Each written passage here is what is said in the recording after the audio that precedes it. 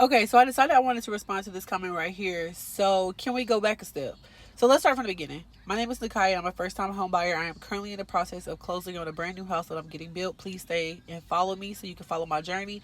And I'm actually giving out tips and advice on what I've learned throughout my journey and allowing people to school me on what they learned in their journey so that way I won't make the same mistakes that other people have made. Okay.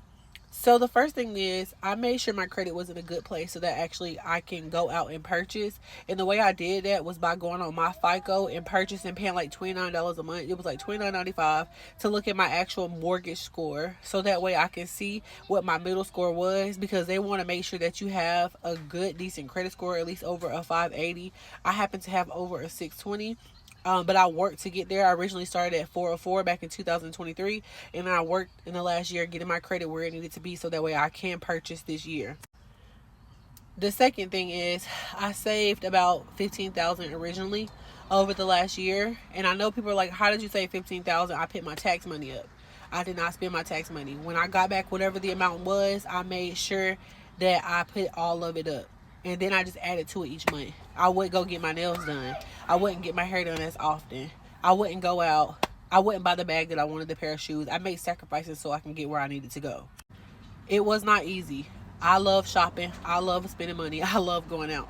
But I decided to pick discipline so that way I can get what I really had set in mind for a goal for myself and for my daughter.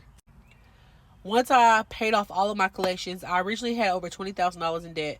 I contacted all of the collection agencies from National Credit Services, Portfolio Recovery, January, all of those debt collectors. I had them on my credit. I contacted them to see if they wanted to settle. If they were not willing to settle, I basically sent out dispute letters for an entire year, wiping out any inquiries that I had did, paying off an old Wells Fargo credit card. I basically made my credit be as clean as possible. I got my car payment under 10 payments. I only have 5 payments left.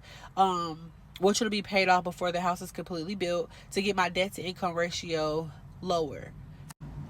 I did a lot of the work on my own. I went on YouTube and I wrote down and what I listened to other people's stories to see basically like what they did to get where they needed, get where they needed to be. And I figured out the first thing was me cleaning up my credit and saving the money. Because if I have a good credit history and I have the money saved, nobody can tell me no. You know?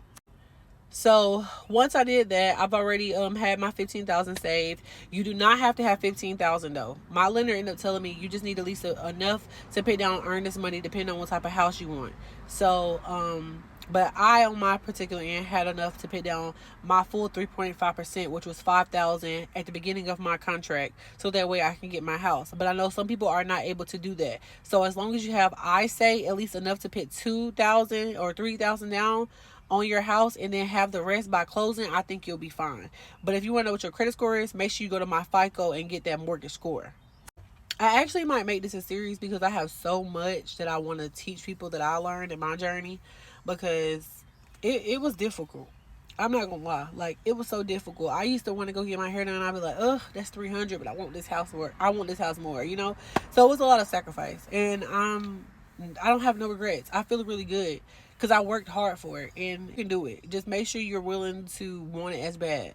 And if you already are at the credit minimum that you need to be at, then I say just get the money. Get at least 5,000 in your account. There is assistance program, but they do want to see that you can afford the mortgage. Because why would I give somebody $200,000 and they can't even afford to handle $20 or $30?